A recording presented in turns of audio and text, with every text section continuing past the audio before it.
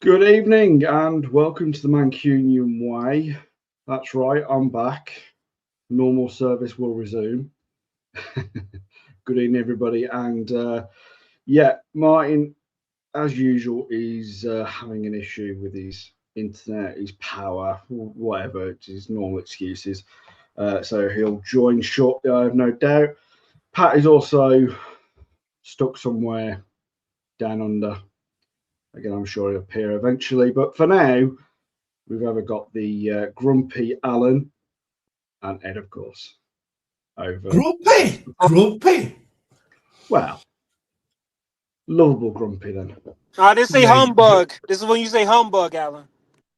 Humbug. I'm going to be Mr. Grumpy today because it's Christmas. Yeah. Well, we're nearly there, aren't we? Obviously, we've got our background, you know, Christmas themed, as we're nearly there. Yeah. Only a week away now. Good morning. It's good morning here. Apparently, it's very hot there, isn't it, Alan? You poor devil. Oh, it's so hot. It was 39 degrees yesterday, and about midnight last night it was about 30 degrees, whatever stupid temperature it was. But it cooled down. But it was very hard to sleep. But there we go. So all the curtains are closed to try and keep the house cool. Oh, you poor sod. I don't know how you cope, eh? I know. All that glorious weather. Yeah. But it takes my mind off watching that shite in Adelaide at the moment. Well, again, Alan, that is not the sport we talk about. So I don't want to talk about it because England are shit. I mean, Ed hasn't got a clue what you're talking about. He's like, what? What are you talking about? I haven't got a clue about that. Big up the chat. Big up the panel. It's good to see Ozzy back, man. It's been too long. It has been, my dear friend. Yeah, sadly, work has got in the way of being around. So sadly, it comes part of the job. So many of you in tonight, which is great. Big shout out to everyone. I will try and put some of the comments, but as you know, mine is the better one at this. But I'll give a quick shout out to Mingwei Wong, member for 16 months, mate. Thank you very much. Always appreciate your support. And Mark Harris, 8922, has also been a member for 22 months. Appreciate it, mate. Thank you very much as well. And then Mark Harris has also gifted 5 Mancunian Ways memberships. Again, whoever gets those, please thank Mark in the comments. It's really appreciated. All your support. I know Martin has recently has done the whole give us a coffee thing. He'll talk more about that later, I'm sure. He told me a few hours ago about it, so I'm still getting my head around it. I love coffee. It nearly gets me through my work. But as Martin has always said, me it's beers. So, but yeah. So we'll quickly run through last night's game. I sadly was working and didn't get back until an ungodly hour, sadly. So I missed the game. I've only caught the extended highlights. So I'll give my brief kind of view, and then Alan, you can get into it. Obviously, a great result. Cracking goal from Cherky. And obviously Savio got one as well, which was a nicely deflected shot for him to go in the back of the net. I heard he didn't do too badly throughout the game. All in all, I think a solid performance into the semi-finals against Newcastle. Brilliant for me. I want us to go all the way in this competition. For me, it's an important competition.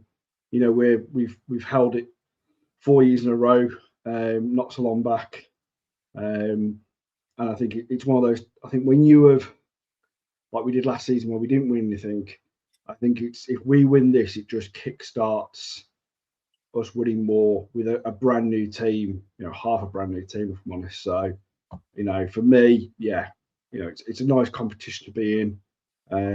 It's all the Premier League kind of clubs that are in it still. Newcastle is going to be difficult, not going to be easy. Obviously, they recently got a result against us. So, but yeah, for me, just carry on and keep this momentum going into the Premier League. Alan, what were your thoughts as you got to see the game? I watched the game in total. I must admit, when I saw the team, I was a bit wary. I thought, he changed more or less the whole team again. And to be fair to them, the players that played and the ones that came on, they did quite well. I thought they played all right. They didn't really let us down. They dominated possession, which is good to see. Created a few chances in the first half, not too many, but a few chances. Cherky scored an absolute cracker. Well taken, brilliant control and finish. And Savinho scored. Yeah, it was positive. He didn't stop and try and take it inside and lose the ball. And he had a go. It was positive, to be fair. And credit to him. And, fair's fair. I'll call him when I think he's been average. But I thought he did okay. But to be fair, I didn't think any of them were poor. They all played all right. And they got the win 2-0. So I was quite happy. Yeah. Yeah, no. I expected a lot of changes, in all honesty, throughout the team. I expected those. I think, compared to when there was wholesale changes in the Champions League, I thought actually a lot of these players who didn't perform that night actually stepped up in this game by the looks of it. One of the kind of things I have heard throughout the day is that Brentford just didn't turn up for this game. Obviously I didn't see the game, so I can't comment. I've looked at the stats, and it looks like they didn't really lay much of a glove on us. But what was your thoughts on? What do you think? It was a Brentford that was starting to be a bit leggy coming into the Christmas period. Yeah, it could have been. Brentford definitely did not turn up, but we didn't allow them the ball, which is the main thing. I felt sorry for Oscar Bob. Came on, obviously played the game, and then pulled a grade 3 hamstring from the sounds of it. So that's his transfer gone in January, because if he's done that, if you forget any transfer, no one's going to touch him. So we'll just have to wait and see what happens there. But because he really needs to play week in, week out, so a nice loan deal would be good. Yeah, we may get into some of that transfer speculation obviously with January around the corner, Christmas always it's coming, but it'll be over before we know it, and then we'll be hitting January. So stay tuned for car transfer talk over the next few weeks, because we will be doing some shows on it, on here, on Insta, which is where I'm trying to kind of push us as well, doing those shorter shows with Martin, Tone as well, and anybody who wants to kind of look at trying to join, we'll try and get you on. Like I said, they're only like 10, 20-minute shows at the most, minutes at the most. So, yeah. Obviously, there's been a bit of news today. Me and the guys were talking about it before we went live.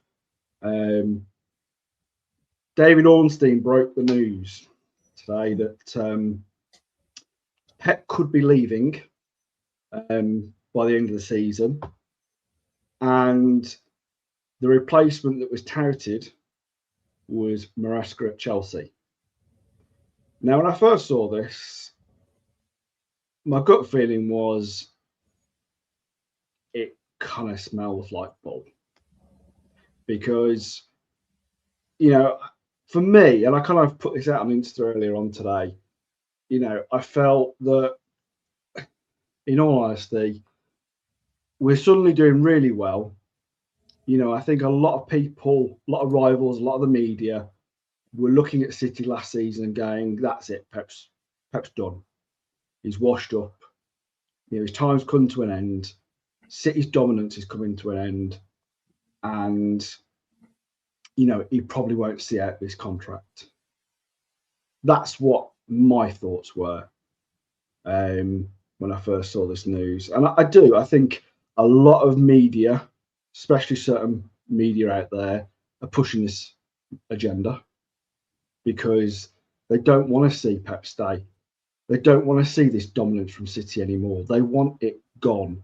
They want it finished because they're sick and tired of seeing the dominance of City and Pep in the Premier League, in the Champions League, the FA Cup, and the Carabao Cup. They don't want it anymore. They're fed up of it. They've been banging on about 115. I mean, that's come up again today, and that's all the news. It's amazing. All of a sudden, we're doing well. We've won 5 games back to back, and this has come out.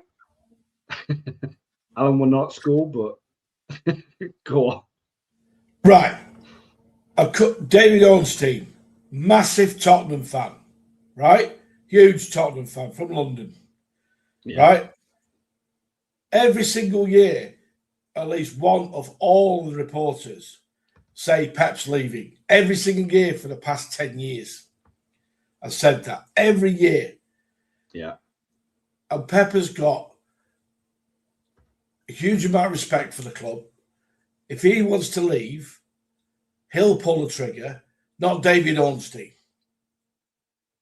So, and he'll do it, and he'll do it with respect for the club. So, what a load of absolute bullshit. Yeah, it's a complete lie. As always, the reporters lie. And they do it all the time because they've got nothing else to talk about. And what you said, Ozzy, about them wanting Pep to, because it is. And Tottenham have got to be in the bonnet about everything and everybody. They're so bitter and twisted. And David Ornstein is a complete and utter liar. Yeah. I mean, there are other outlets that are saying that, this is bull. There are other people saying that, there is no truth to this. I think some have gone stronger than others when they say it's not true. I lean on to the caution of, I don't believe it's true right now. I think Pep is more than happy. He looks happier than he has been in quite a while. I think he's rebuilding this team. And for me, I think it's more that, is there a possibility that he could go? Yes, of course there is. There's no denying that. You can't turn around and say 100% he definitely is going nowhere, because something might come along, personally or professionally, where he says, you know what, I need to go. And that happens to all of us in life. If he is an Arsenal, if he is a gooner, then great. That's even more convincing that he's a complete and utter liar, because they're sat tossers. Yeah. Good evening, Martin. language bit. Relax, chill. Oh, Jesus. I come in and Alan's got his swear jar at £100 already for charity. Big up, Alan. Yeah. I like it. Good evening. Sorry, I had a power cut. Honestly, the lights we're about to set up. The lights flickered, bang. I've got a reindeer on my head. You have got a reindeer on your head. Anyway, sorry, not liking this. That's better. Right, anyway. You've got a sock now. No, I don't like this background. He forgets that I can change things. Oh, there we go. Happy holidays. There you go. There Right. Good evening, all. Apologies again for my lateness, my tardiness. Where you up to? What are we on? So me and Alan just quickly mentioned the Brentford game as neither of us had to say. I did say I didn't watch the game, so I couldn't really comment too much. And then obviously we've got into the news regarding Pep leaving and Maresca apparently being the man to come in and replace Pep Guardiola. If Pep leaves, we are finished. Alan, don't bite. I'm not biting. As far as He agrees. Listen, as far as Maresca's concerned, I wouldn't say no to him because he's very good. He was I'd say a big, massive no to him.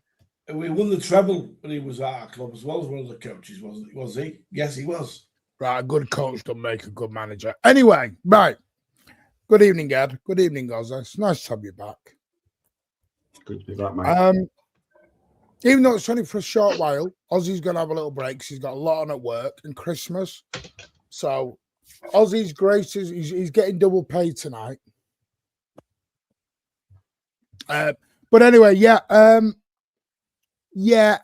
saw the news, asked around. I found it interesting the way they said outside sources. That was incredible. Outside sources, what? So did the guy in Pizza Hut had a word with him? Right. Do you know, I was thinking, Martin, in all honesty, who benefits from this the most? All the rivals. No. Who benefits the most from this right now? Maresca himself. Because obviously he recently come out. Well, he made a big dig at the ownership about his recent, not being supported. He's recently just changed his agent to Mendes. For me, this smells of a Mendes move. And he's, as Dar said, he's just called out his ownership as well. Yeah, well, that's what I mean. Like this, Pep's still got another year. He signed till 2027. Pep has never broken a contract. You're about to go into the transfer window. Whether we make signings or we don't, ins or outs, here and there for me, because I don't think we'll sign as many are proclaiming, especially with new injuries we've got now. And then the other thing was, we're in the semi-final of a Carabao Cup. We're on a winning run. And hey, presto, the same clickbait stories all appear again. So all I've heard for the last 7 days is 115 has appeared again. Because that always goes quiet when City aren't winning, goes quiet. You can always tell when people are getting worried about Manchester City because they start this BS nonsense. I personally think he stays till 2027 and we'll go from there. We'll see what happens from there. He's just begged to get Donnarumma in the door. He's trying to get other players in the door. I know way presto, we're just going to go and then sell, get rid of Pep. It's garbage. It's utter garbage. It's a way of getting us out of the thing. Now, do I think the club are smart enough, as me and you spoke about earlier, Oz, privately, are the club smart enough to think a year or two in advance and have plans in place or have ideas in place? Of course. In the same way they will scout players 2-3 years in advance, they will also have an eye on other managers. That's just good business. But that does not mean Pep is going to leave.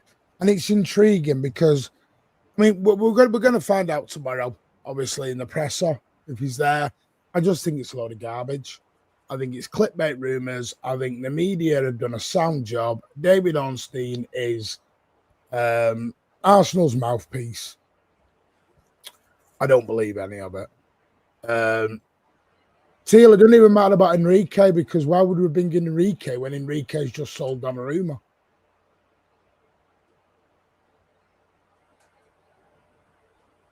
Sometimes you look at it. PSG have just got rid of Donnarumma because of Enrique. We're not going to bring Enrique in to then bomb Donnarumma back out the door again. Well, perhaps Trafford could play then. You asked for that. Yeah. Well, That's like asking for Santa to come down the chimney. Pause. There's a radiator in the way. The other thing is this: people, oh, we'll finish if Pep goes. Pep is going to leave one day, ladies and gentlemen. He's going to leave. Manchester City was a big club before Pep. It will be a big club with it when Pep goes. Pep Guardiola or any player is not bigger than this football club. There is life after Pep Guardiola, ladies and gents. We won titles before Pep. We'll win titles after Pep. Will we win them as regular? Maybe not. But no football team in England was winning the titles as regular as we were doing under Pep, because that's what Pep brings. And that's why we've always said, especially on this channel, your channel, of it will go away one day. You'll still win, but you're not going to win. You'll still challenge. It is. Martin, we have finished. If Pep leaves, Haaland will leave, Chika will leave, Rodri's leaving. But you did realise, hang on, Ed, 1 sec. Yeah. We did sign Aguero. We signed David Silva. We signed Yaya. We won trophies. We won leagues. We signed Fernandinho at 28. Look how long he's We signed Fernandinho at 28. We signed the General. Oh, fucking comes well. He's shit. He's shit. He was absolutely garbage. So, yeah. We triggered him. Happy holidays. Oh. I'm out. Listen, we're just wishing everyone a thing, that's all. But at the end of the day, we won under Mancini, we won under Pellegrini. We don't need Pep to win. So, I don't know. Go on, Ed. No, I know this question was posted in a space. I just want to get you guys' thoughts about it. How do you guys feel about Pep being involved? Because that also came out too, that Pep will be, I don't know if he'll be heavily involved, but he will have some say in who the next guy should be. I know some people like that, some people don't like that. I just want to get you guys' thoughts on that. I mean, I don't think there's a massive issue with having an opinion. I don't think there's a massive problem with him having a voice to say who he thinks. But ultimately, I think it'll be down to Khaldoon, you know, who ultimately comes in and replaces Pep. You know, so, and the problem is that, as you were kind of saying, Martin, you know, when Pep does go, we're all going to have to accept that the era of dominance that we've had is going to go with him. There isn't another Pep Guardiola out there. Trust me, if there was, Real Madrid, Barcelona, United, Liverpool, they'd all be after him. There just isn't. There isn't another Pep Guardiola. And that's just something we're going to have to accept. The next man who comes through the door, or woman, to be fair, you know, that comes through that door and manages City has got a very hard job. Probably the hardest job since. Did you just say woman? Yeah, I did. Mate, don't go all woke on me when it comes to Man City. Fuck's sake. Jesus Christ. What is your language about again? What? It's another tenor. All right. Well, that's ridiculous. I'm just being fair. I mean, there's the USA women's manager who was at Chelsea. She did an incredible job for the women's team at Chelsea. Are you saying Yeah, she the couldn't do a women's team. job? The women's team, not the men's team. This is where me and Pat and Ed lived.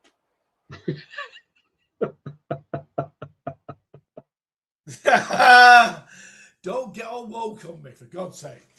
Sound like No, the BBC now, eh? Or the ABC here, eh? Listen, Alan, I am just being fair. I'm not saying there's a definite woman out there who could do the job. I'm just being fair and saying it could be anybody. It could be an alien from Mars. I don't care really who does the job. I want the best person to come through the door. I don't care their gender, race. You know, he's not going to stay forever. We all know that. So that's it. Just it happens. It happens. Move on. Yeah. But I would hope that Caldoon and the rest, you know, and I think they will be, as Martin said, they will be planning. There'll be a list, and there will be a number of candidates on that list to replace Pep. Yeah. And I'm sure Maresca is probably on it. I don't think he's high up on that list, but I'm sure he's on it because, you know, there aren't that many managers out there that have got an amazing pedigree. We'll just have to wait and see. Because a North London reporter has quoted that City could leave. Could. Right, that's non-committal. But Alan, you like Maresca though, right? You said you like Maresca. I rate him. Yeah, I do. I do rate him. Every other word is offensive. Hey? Alan, you offended people in the chat. Told you, relax. About what? You're effing in the Jeffing. All right, what if in Jeff then? Right, and then, but, you know, if people believe a North London reporter who just writes lies every single week in the paper, then, you know, he's a liar. He's a proven liar. Well, I mean, I'm going to bring it because Pat hasn't had a say yet at all since he's come in. Evening, Pat. How you doing, mate? Hey, guys. I hope you're all well. Yeah, I did. It was a slow burn this morning. Did you roll out of bed? No, but did you work in 35-degree temperatures yesterday? Oh, if I hear about this Australian summer, I have Nick telling me I'm going for a dip in the pool.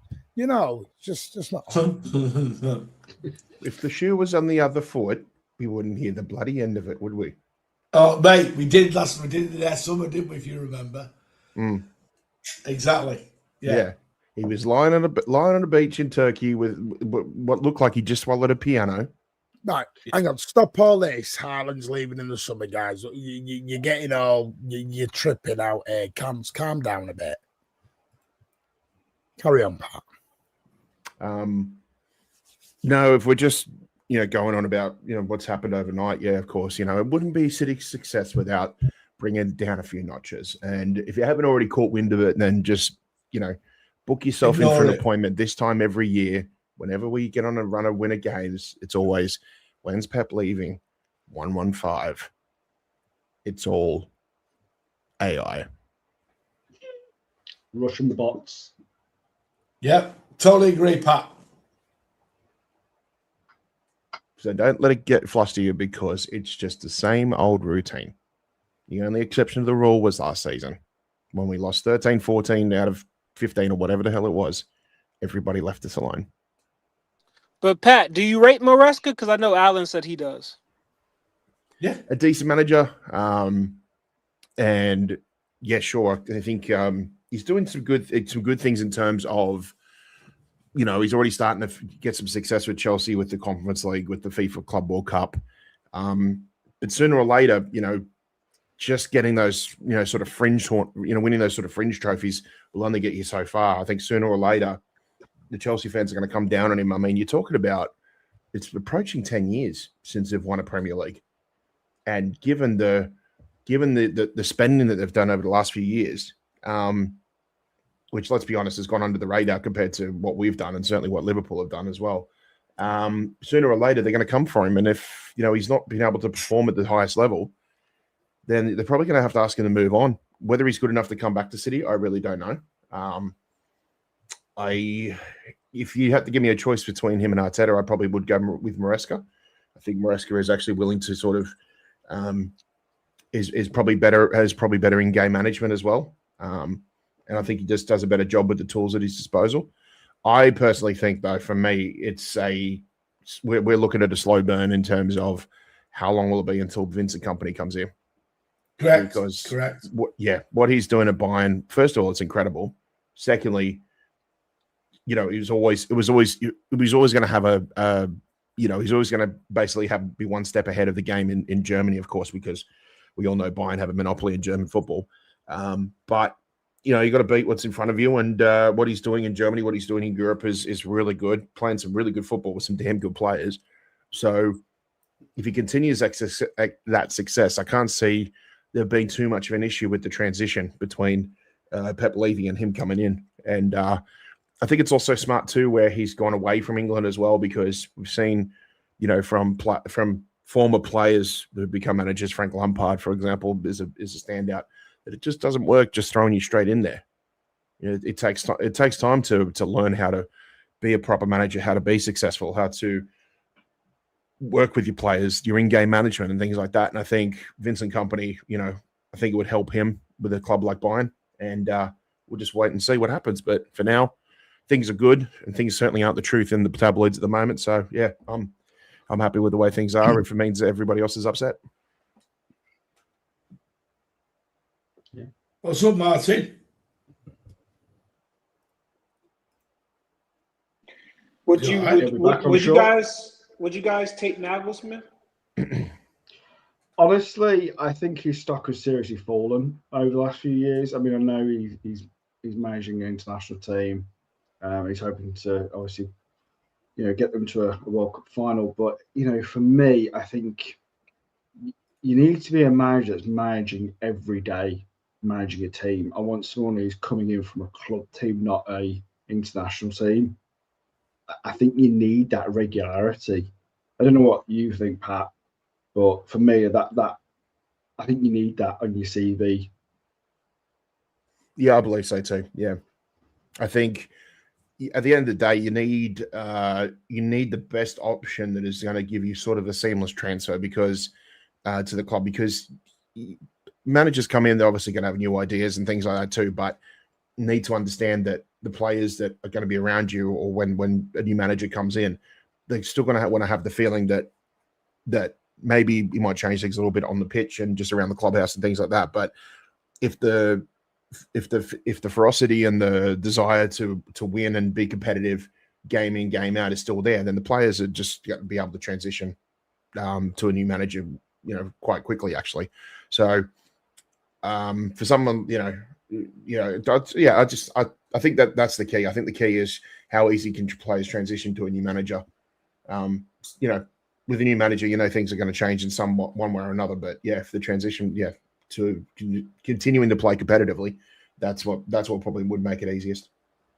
Yeah. You guys think on Nagelsmann? Yeah, I don't want to waste my breath on anyone rumours and bullshit, because it's just rubbish. Well, the whole thing is rubbish. So it's not worth talking about until one day when Pep decides he's going to pack it in, and he'll work his contract out, and who knows, he wants another one. You don't know. Situations change very quickly. I know he's had personal issues with a divorce with his wife, but he's well looked after, he's well respected. He loves the club, which he does. He'll do the right thing, and I trust him. And most of all, Ed, what I will say to you, mate, do you trust the owners and the executives at the club to make the right decisions? And I do, completely.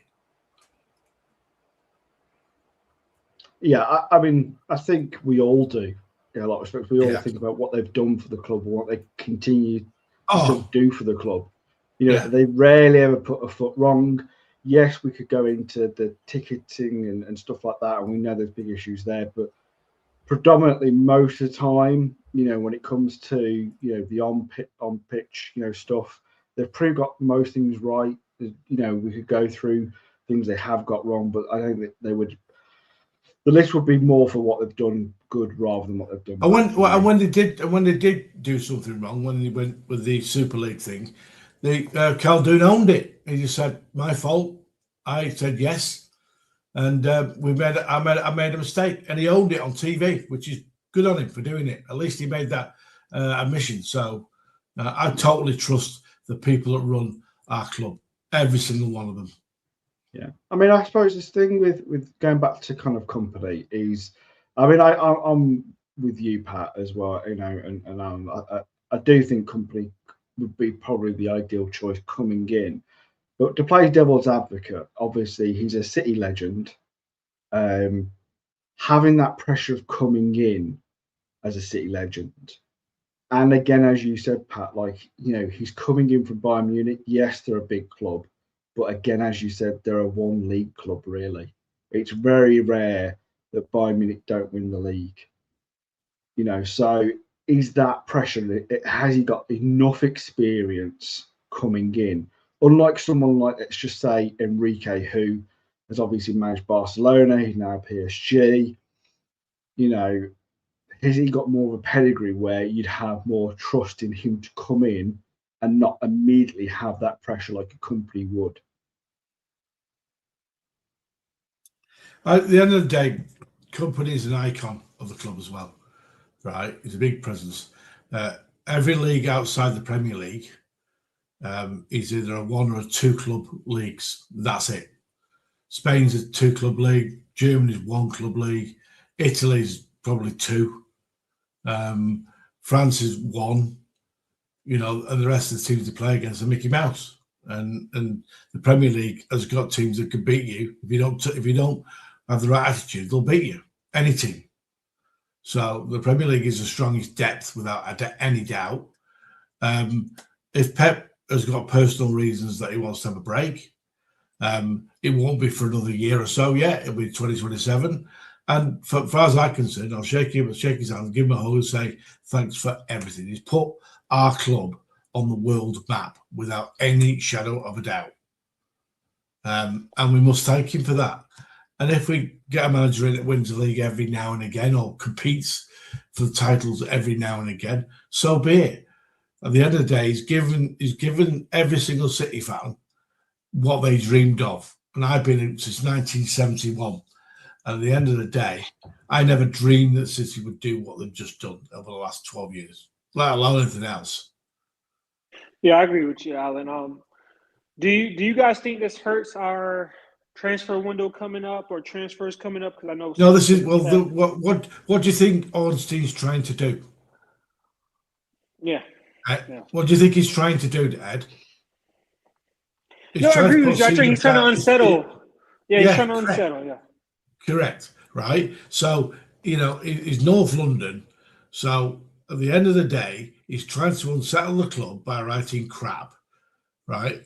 And then players will come and talk to City and say, okay, are you staying, Pep? Because they're going to ask that question, the players. Yeah, and but Pep you also have to will- think, like, recently, and only recently, you know, Haaland signed a 9-year deal. Do you know what I mean? Like, that is that's never happened at City. It's been happening at Chelsea for quite a while, but at City, like, for him to do that, to him to commit to the club, tells me that either he's got amazing assurances that Pep isn't going in it anywhere anytime soon, or that actually, even if Pep is going to go, he's committed to this club. So the whole big thing about, oh, we're going to get all these players are going to start exiting the door just because Pep leave, I don't believe. Do you know what I mean? People move on. I mean, Pep could quit for a big reason that, you know, we don't know, like a real personal reason where you go, fair enough, you understand that, like family reasons. And then what would the players do? All of a sudden just go, oh, well, you know.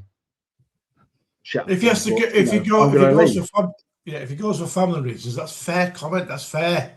Yeah, but what I'm saying is we all move on with our lives. We all have, you know, to these players, this is still a job. It's still their career. They still have to get on with it at the end of the day, like the rest of us do. Yeah. You know, we've all got managers that come in and go. We all have to just get on with it. So the whole thing that the club is completely reliant on Pep. He's the complete foundation. Predator, you've got to stop this. What's this? Predator, where are you getting this from? Guys, stop. Listen, I get some of you worried. Come on. Stop. You're just making stuff up now. Chill out. And I'm sorry, but just to kind of pick on that point, he's not going to pick United over City. Semenyo, he's not going to do that. I mean, where's he going to play? Wing back for United? Behave. Like, come on. He's a better player than that. He's got more ambition than that. He's more likely to go to Liverpool or Arsenal than him to go to bloody United. Yeah. I don't get Sam Lee's on the pod. Which pod, by the way? Because this is what's happening now. Everyone's getting A to B to C today. We went through all these rumours like this time last season. We went through. It's every year, mate. It's every year we do this. Remember Jack Gorn? Jack Gorn at the time had it right, but it changed. Everyone was saying Cheeky and Pep were leaving last summer, and Pep signed. We can't this is my other thing. We do this every single time this comes out. And I get it. But if he leaves, he leaves. He doesn't. I don't, we're not finished if Pep leaves. Some of you in this chat, I will not name them out of respect, was questioning Pep to stay even last season anyway. Someone on this panel was questioning whether Pep Guardiola should be leaving the club last season. Yeah, you hang your head in shame down there, sunshine.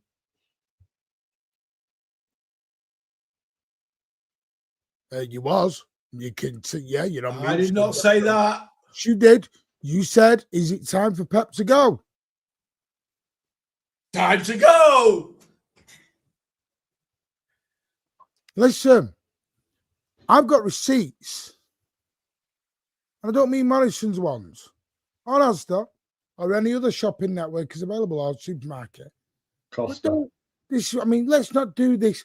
Oh my God, Pep's leaving. Oh, we're not winning. Pep. I want him out. Time for a change. Now he could be leaving. Oh my God, the club's finished. You're speaking out of both sides of your mouth when you do that. We might get rid of the bandwagon fans. What you mean? No manager and no player is big enough. He's bigger than the football club. Just relax. Sam Lee has had things wrong. Other people have had things wrong. Things can change. He's contracted till 2027. Like there's been a report today that Pep is very involved with the January market. Why would he be involved in the January market if he's pissing off in 6 months? Come on. We've got to think sometimes a little bit. Just think if he does, he does. But there's no point in panicking now about it. I think it's a load of BS. So we'll see what happens. But today, for example, I'll show you this. Like people are going on about, I'm going to play you a little video, which we are allowed to do because obviously, let me just find it. This was on the Semenyo stuff. Where is it? How do I share my screen now? Oh, do you rate Semenyo where his name is? Well, yes, I do actually. So here it is. Finish this video, guys. I wanted to mention Anthony Semenyo because for Semenyo the situation is really heating up these days. So Tottenham are really interested in Semenyo, but this depends on what the player wants to do.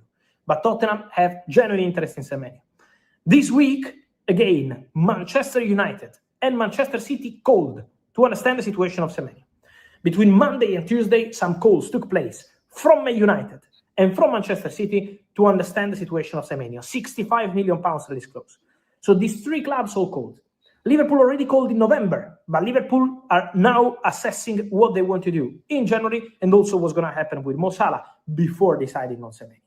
So the situation is really interesting. Many clubs into the race. Again, Tottenham are very aggressive on this one, but this depends on the player. Tottenham are very interested, but this depends on the player. Manchester City and Man United are in contact. Man United have an interest in the player, but they already invested important money on Mateus Cunha, on Brian Mbeumo. So we have to see financially what they can do in terms of £65 million release clause from Bournemouth. But the final decision is with the player. More than money, more than financial fair play, is the player deciding here.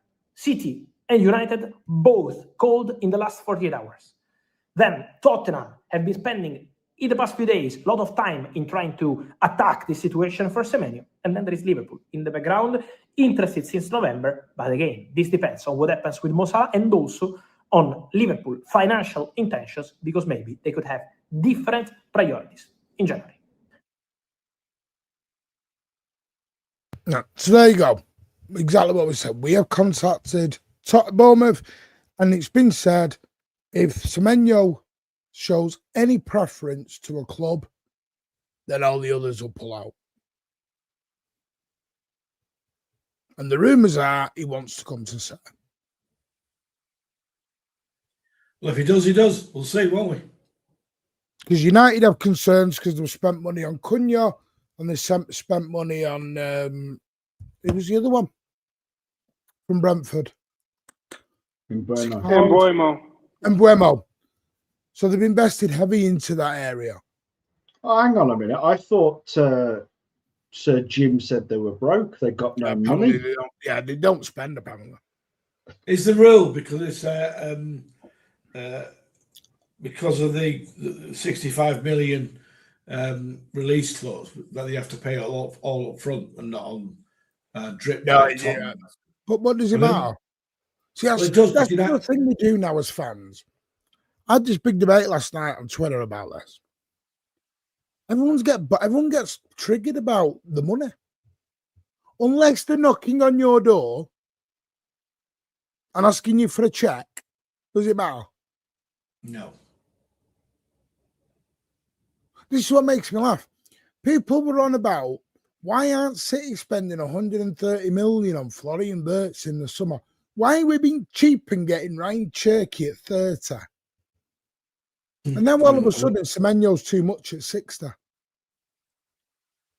I'm very confused now because I don't know what's good money, what's bad money, what's the right money, and what I don't know anymore. At the end of the day, it's what a club is willing to pay for a player, as we know with Jack Grealish. Sorry, it's not our money. So I don't know why we're getting all bothered. It was like last season, we were going to be, when are the club going to get back to being ruthless again? Let's get ruthless. Let's stop caring about the players and the feelings and who sat on a bench. And now all of a sudden, everyone's suddenly got very sympathetic on Mamouche and Kushinov and all. They're on the bench. Oh, what is this? It's crazy to me, this. It's crazy. I just find it very weird. Big up Steve Black. I just find it very weird because one day we cared about the players, then we got to be ruthless, then we're not spending enough money, then we're spending too much money. I'm like, just roll with it, guys. Enjoy the ride. Enjoy the ride. Whose dog's that? Whose dog's that? It's Rich's. Rich is not here. I know it's not Rich's. Yeah, it's Win. It's Win the backing dog. Arteta's in the background. And to answer your question, yours, Ozzy? Is that yours, Ozzy? And to answer a very simple question, do I want Maresca? No. Why? Because he's won a Conference League. And the Club World Cup, don't forget. Did you see the Conference League? He won the World Club Cup as well. Oh, so he won a postseason. Hang on a second, Martin. Sorry, Alan. He won the Club World Cup. Yeah, a tournament you did not give two shits about. Yeah, you called it Mickey Mouse. I know. You called it Mickey Mouse, and yeah, you're using that too. You're using that for the argument from Maresca. No, I'm not. I'm using it to wind Martin up. No, Alan. So you've just proved his whole point. Would you have Arteta because he's won 2 cups? He won the Community Shield and the FA Cup. With not his team. Yeah, he won the FA Cup with Unai Emery's team, and then he won a couple of Community Shields by default. If if Maresca came into City and we were buying Gittins and Garnacho, there'd be a whole bloody meltdown going on in this fan base. To be fair, Martin, I don't believe those were really his signings. I think those were more Chelsea club signings. I don't think the model of Chelsea of bringing all these young players is Maresca's. So I'm not sure you can land that at his feet directly. No. I just don't. I'm sorry. I think Maresca needs a lot more time. If we are umming and ahhing on Company because Company says I need to prove myself to get the City job. Yeah. Maresca hasn't done out to anything. Then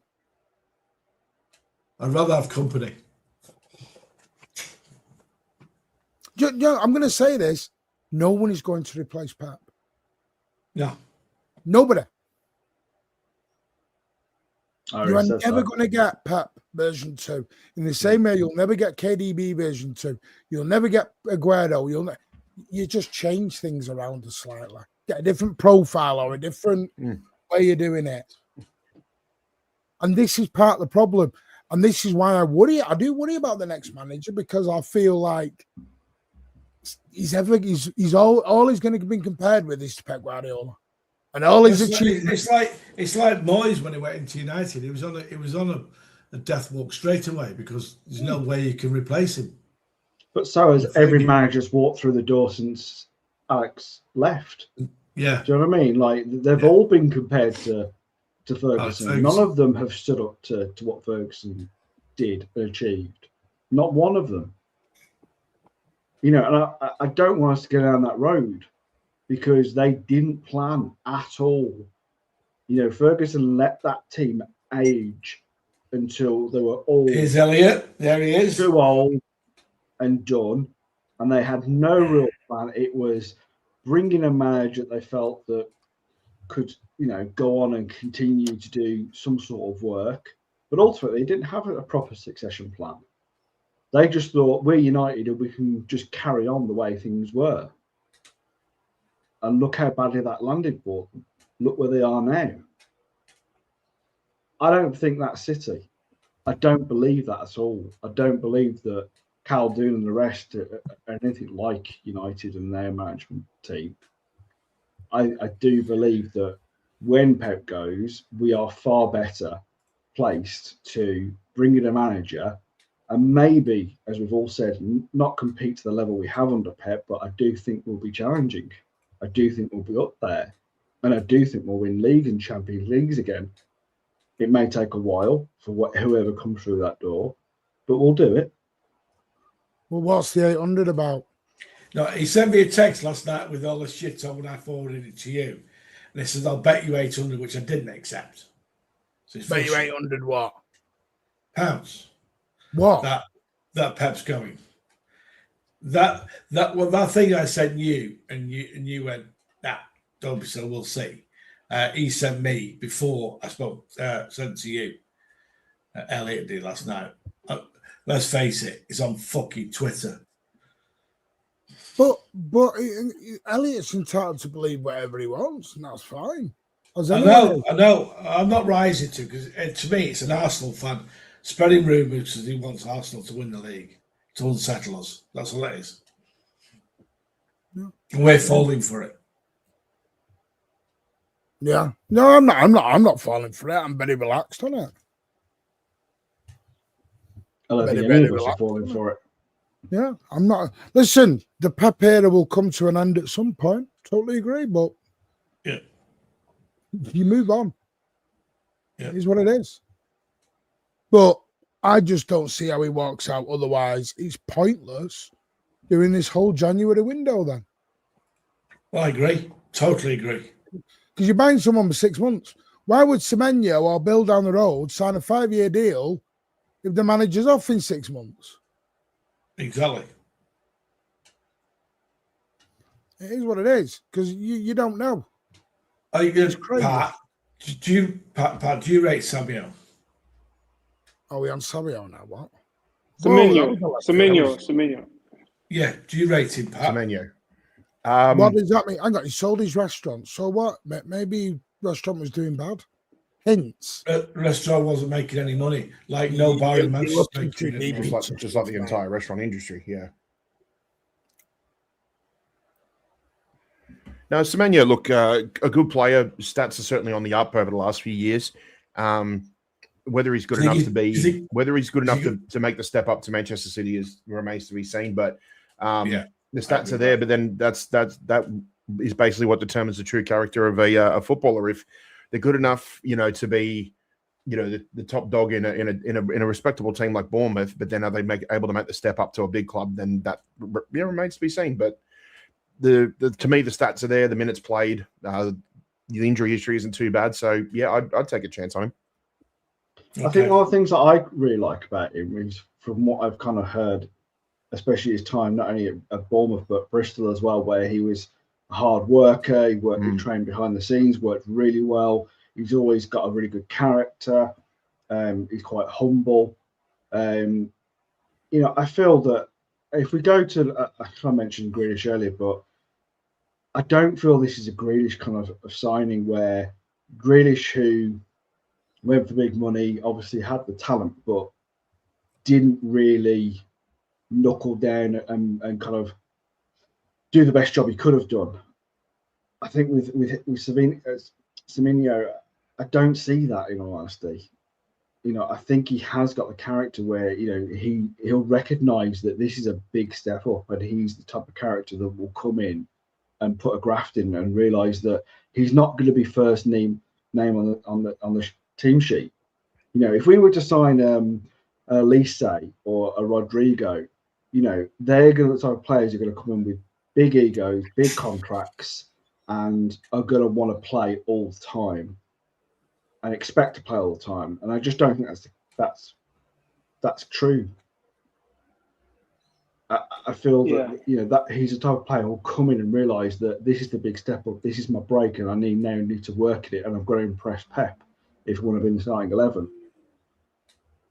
Yeah, I know for me, and I mentioned this before, I just think that we do miss something when Doku isn't available for us on the pitch, and he allows us to spell Doku at times because he can play both sides in his physicality, and he can also come inside that our other wingers are doing also. So I think he just gives us a different option that we kind of lack when you're talking about depth-wise at that position. True, Ed. He's way more direct than Savio or Doku, so that's just a completely different dynamic. And if anything, people, especially anyone who misses the Centurion Formidable days, that actually might be something to look forward to. Yeah, because we haven't really had that since Sane and Sterling. I think the other thing is to think about is really and truly is, if I was Savinho and Bob, where's my future at City? That's the other thing. As much as we all felt Bob, this was his year coming back from the injury, he hasn't really kicked on. There's been rumours of him, obviously, either being sold or going out on loan. Savinho has been not particularly great this season. I don't think many of us have been particularly impressed. He's still young enough to make it at City. I think there's definitely talent there, but if I was him, I'd be, gripping at the chance of playing as many games as I can over the next few weeks while Doku isn't playing, because he needs to show it, because we are literally weeks away from the January window. And if City are going to activate that release clause, it has to be within the first week or two of the opening window. So you're going to be wanting, if I was him, to be knuckling down and making sure you're putting a shift in, because one has to go. It was the last ex-Bristol City player we signed.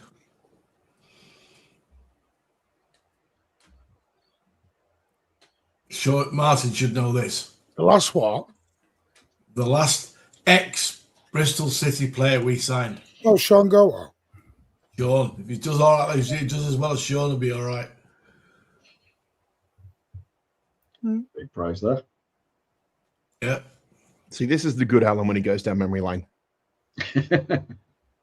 Well, big up Hamar for the 20 months, mate. Thank you so much. Appreciate that, mate, for your continued support. Did you do Mark Harris earlier, Oz? You did the other two? I did, yeah, I did. Cheers, mate.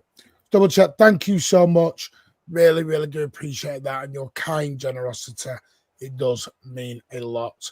I'm still praying for January Gay. I'm not sure they'll get Gay, you know. No, I'm not. I think go to Liverpool. I had some info today. I'm not sure. I think Stones' injury may have stopped things because I don't think they'll let Ake go now. No. I'm a little bit more optimistic, if I'm honest. I think the Liverpool. I'm not saying Liverpool are completely out of it, but I do think from the way that collapsed at the end, you know, if I was Gay, I'd be like, you weren't that serious. You know, you got all these other players in before me. Yeah, you could see that you needed another centre back, and you left it to the end of the transfer window and didn't pay up and wouldn't pay the money.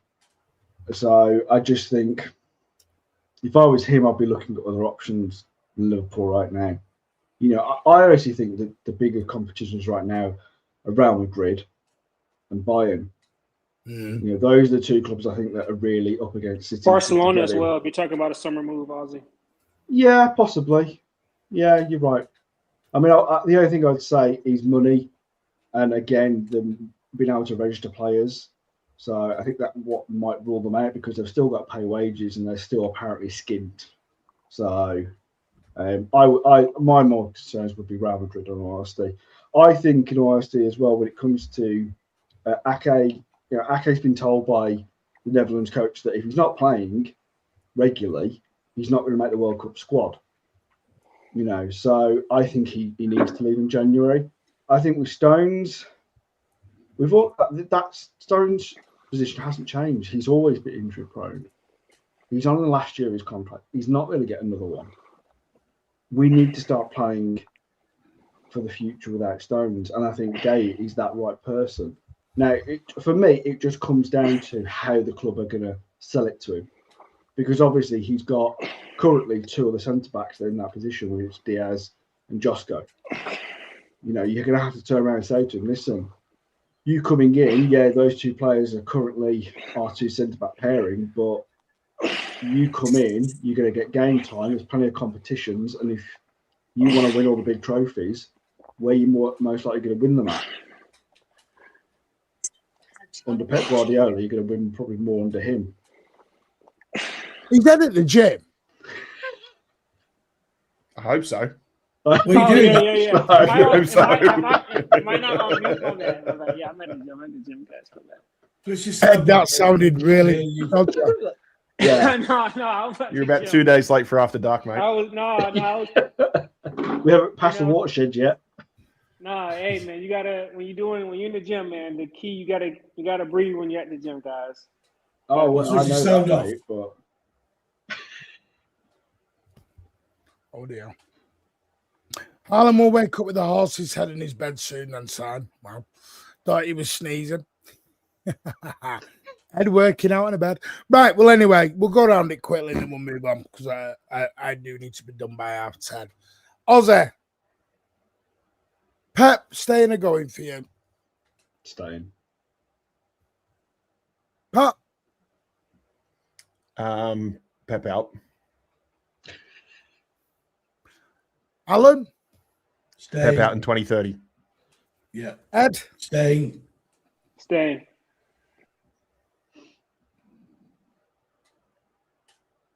Mine. I think he's staying. There we go then. Ed's all for heavy breathing. Do you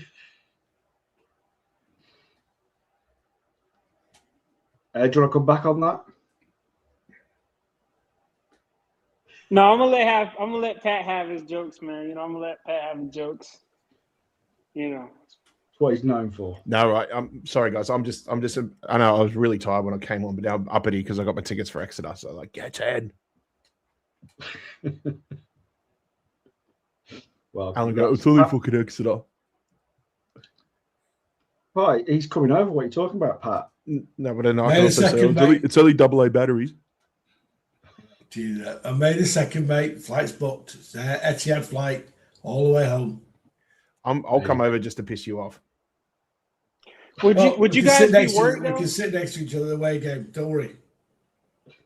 I'll Would take you a guys rain be check. worried if we don't get a center back in January? We need a No. midfielder. They're not coming in unless something goes out. Yeah, that's Simple. where I'd Yep. see it. I mean, at the moment, Gay can sign a pre-contract with any club that's not in the Premier League. So I think if that news breaks in January that he signed a pre-contract, then that's over. But he wouldn't come in anyway in January, I think.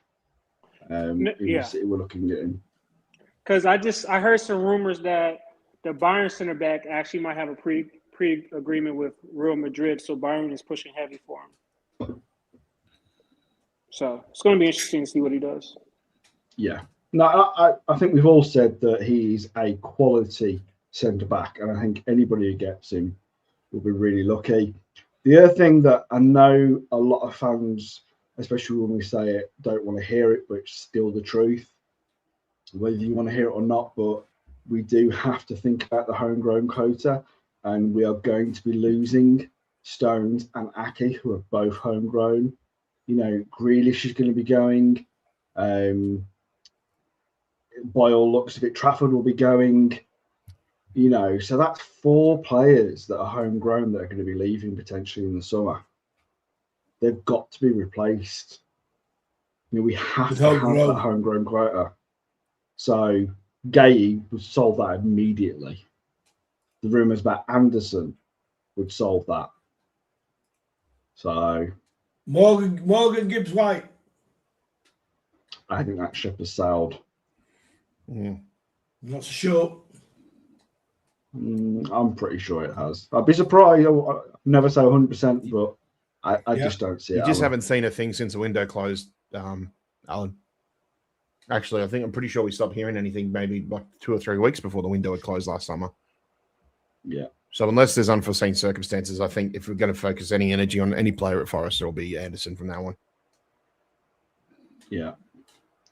I mean, I'm still holding out for Wharton a little bit. I'm with you on that one. I like Wharton.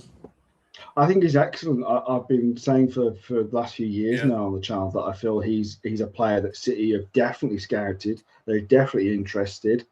I think the only thing is we're not going to sign both Anderson and Wharton, so I think it'll be one or the other.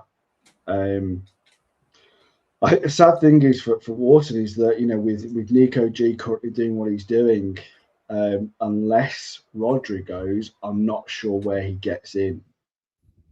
Being honest, I would hate to see him end up at Liverpool because, you know, I don't want to kind of hate watch him in the future. I really like the player, and I know that's not just my feelings. As you've just said, Alan, that's your feelings. I think Pat has expressed the same about Wharton, haven't you, Alan?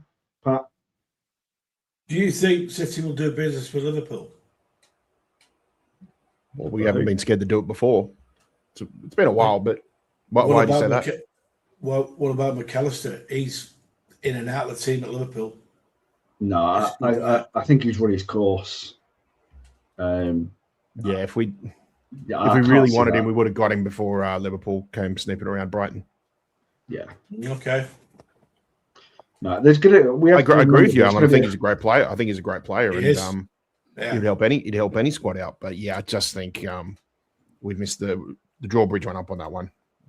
Yeah. For me, I think for what we need in that midfield, when you come to tackling, when you talk about legs, especially with Bernardo leaving, that's why I want Anderson over Wharton, because I think he's better at those roles. If we have already a Nico G also there, so that's why I'm leaning towards Anderson. Yeah, and that makes sense. I get where you're coming from, Ed. I also think, you know, we've also got to remember Kovacic is leaving as well. I don't think he's coming back, in all honesty. So I think he'll be another. That's a lot of, you know, midfield talent that's going out the door. You know, so we're going to have to look at replacing. Well, Kovacic's not going to go till the summer, is he? So he might play the end of the season for us. Who? Kovacic. I think it's extremely difficult. to come back from Achilles injury, especially at his age, Alan, if I'm honest. Yeah. You know, those even if you know fit and young and in your start of your career, those Achilles injuries can be kind of career ending. It's one of the most difficult injuries to get over. So I would be very surprised if I see it again. Yeah, Achilles injuries are the sort of thing you see on the regular over here because a lot happens to a lot of rugby players. And yeah, I've had some mates who've had busted Achilles and that, and it takes over a year just for them to put weight on their foot again. Never mind getting back to fitness and back to form and it's fully strengthened and healed. And that it's Achilles are a very, very slow process, very slow road back. Yeah, and like I said, his age, it's very unlikely. So So can I just quickly do these? Amar, thank you for the gifted 5. Appreciate that, mate. Superstar, make sure W's in the chat for Amar. Sam, member for 14 months as well. Thank you so much for your very kind generosity as well. I do appreciate it. Right. Should we move on to West Ham then? Yeah. Yes. Yeah. Because I have a bet with Ozzy that we will be done by halftime. I've got to go, boys. Sorry. All right, then I'll take care, mate. All right, take it easy. See you. Bye-bye.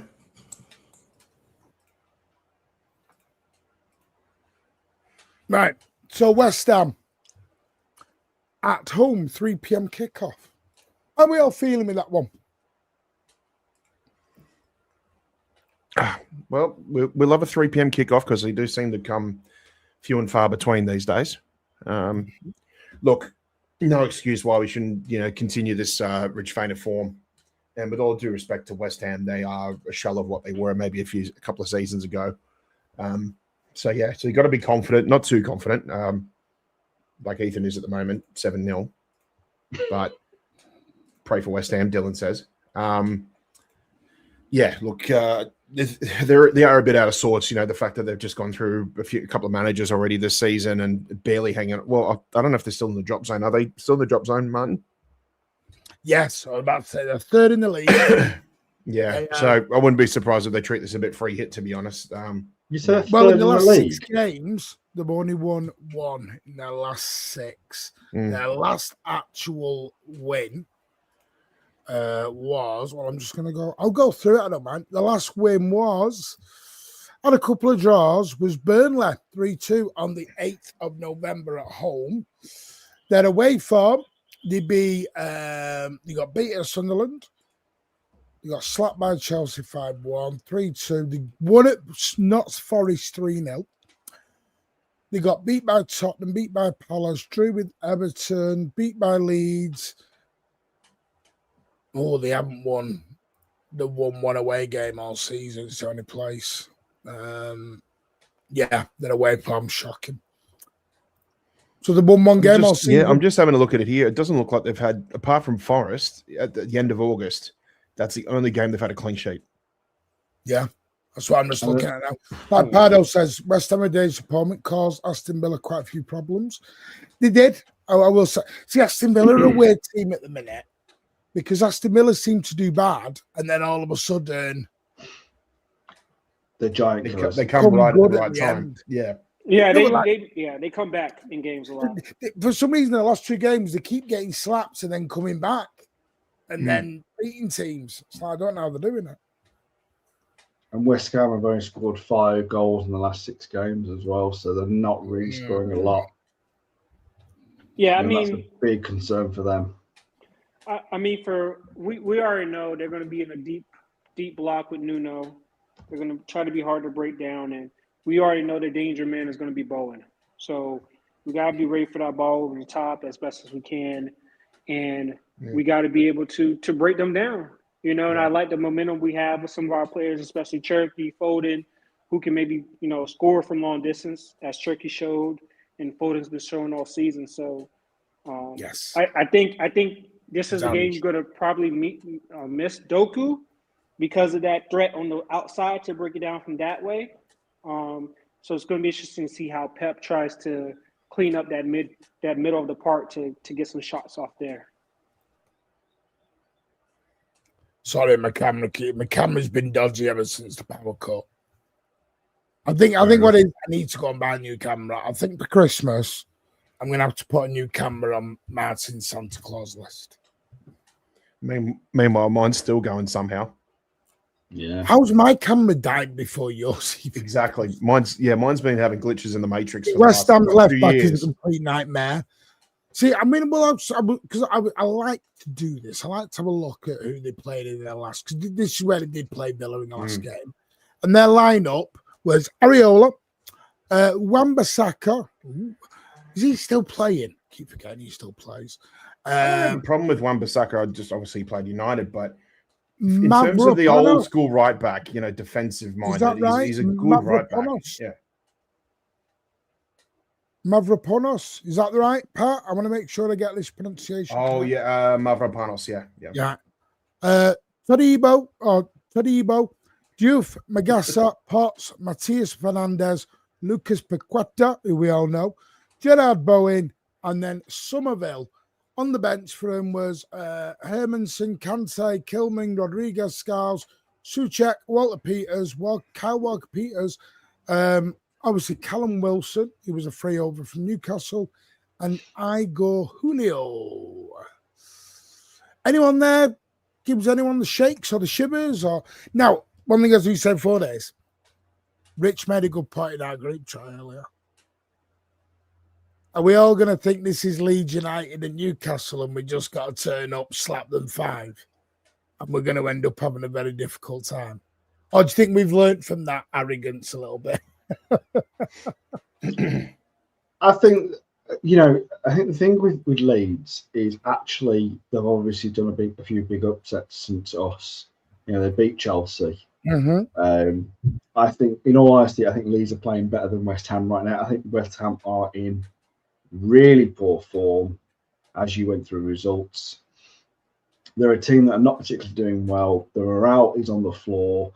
I think some of their fan bases have accepted that it looks like they're probably going to go down unless a miracle comes along. Their biggest threat, I think, as has been said, is Bowen. So I think if you keep him quiet, I don't see where the threat comes from them, in all honesty.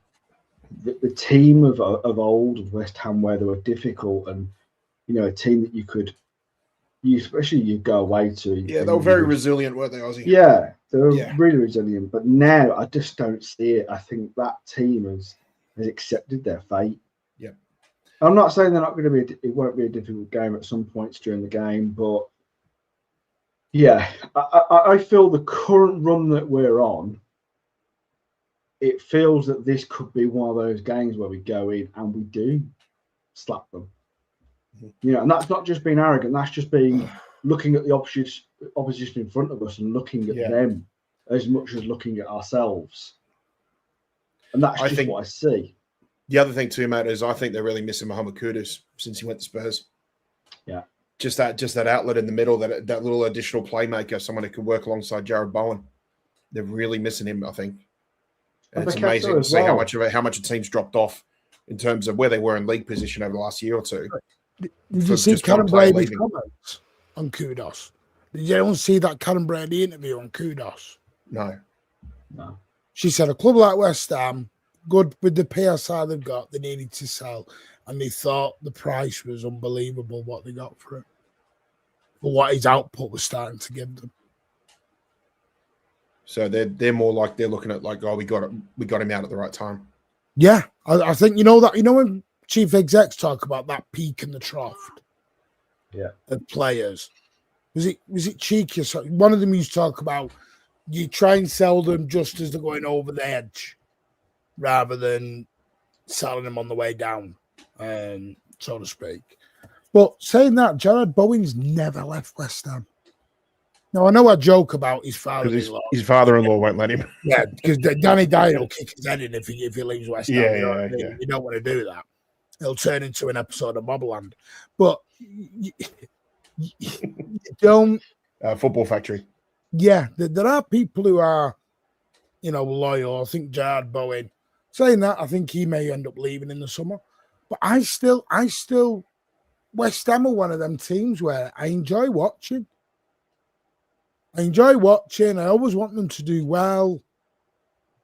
And I don't mean the Westchester City. I don't mean that. I don't mean the West Ham Chester City or whatever it is. I get that. That's all a bit of banter. But I don't know. I do think West Ham will get relegated this year. Yeah, if they get relegated, Bowen's out of there, Martin. Yeah, he's too much of a good player. Predator says Bowen's better than Semenyo. Yeah, we know that. I mean, they're on different ends of the spectrum on age as well and experience. That's a great analysis right there. That's a great analysis. Yeah. Fantastic. What are we doing here? Has Wan-Bissaka gone to the so Diouf, and that's what I was going to look at. Thank you for that. Did he change? Was he injured? Was he English? Right, so Diouf and Wan-Bissaka have both gone to the AFCON, so they've lost those two. Yeah, they have. I thought he was injured for some reason, but no. He's gone out. Because it says that this is an interview from Nuno Espirito Santos, obviously the former Wolves and Forest guy. Says, with the African nations, he says, talking about playing Manchester City, there are 2 points. Diouf and Wan-Bissaka. I'm happy for them because I think it's important to go and represent your national teams. But as a squad, we're going to miss them. We have to deal with the situation, though. AFCON is something that's been in the schedule, so it's up to us to find the solutions. We have to find players who can come into the positions. Kyle Walker-Peters and Ole are the natural options. So it sounds like Kyle Walker-Peters is going to take up that spot at fullback. Yeah, that makes sense, doesn't it?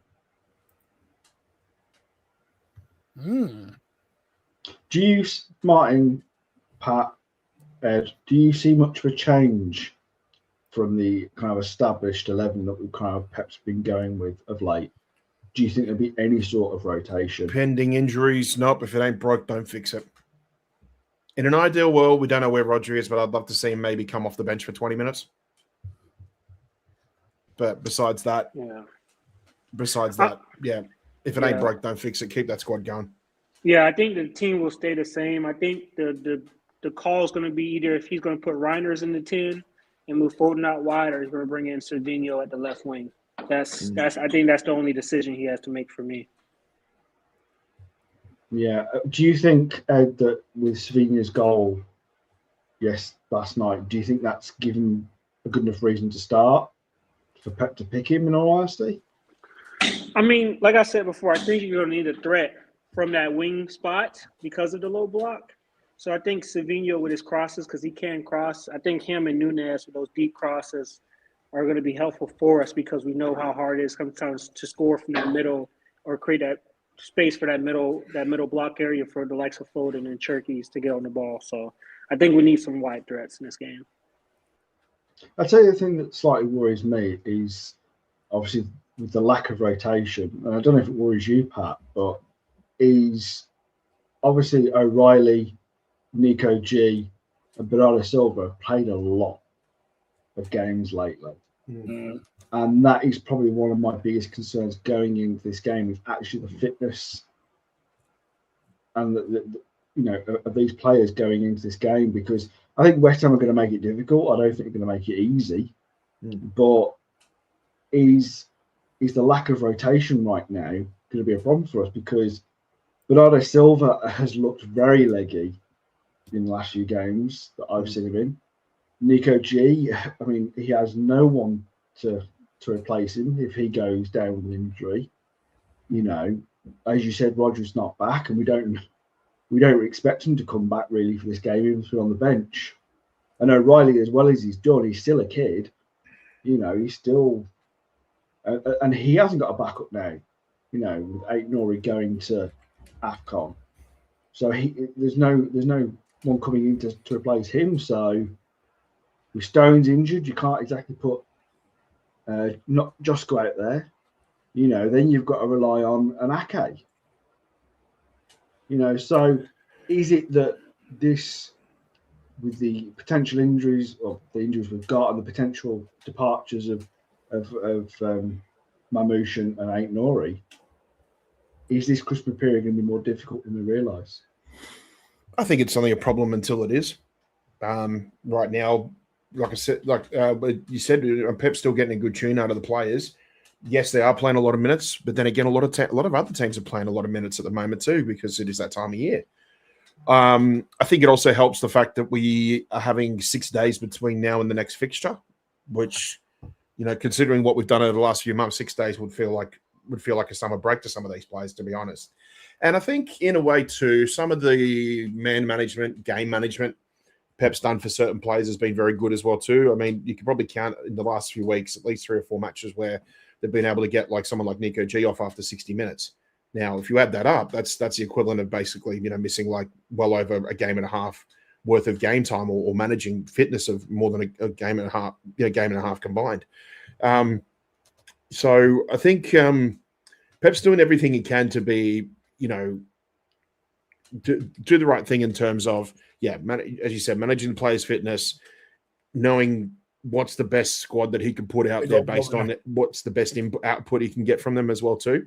So, but again, the thing is that I think even if your team is may look a little bit tired, may look a little bit leggy, may have a little bit of energy, but if the team cohesion is there, and it certainly has been there for the last few weeks, then you just keep playing it.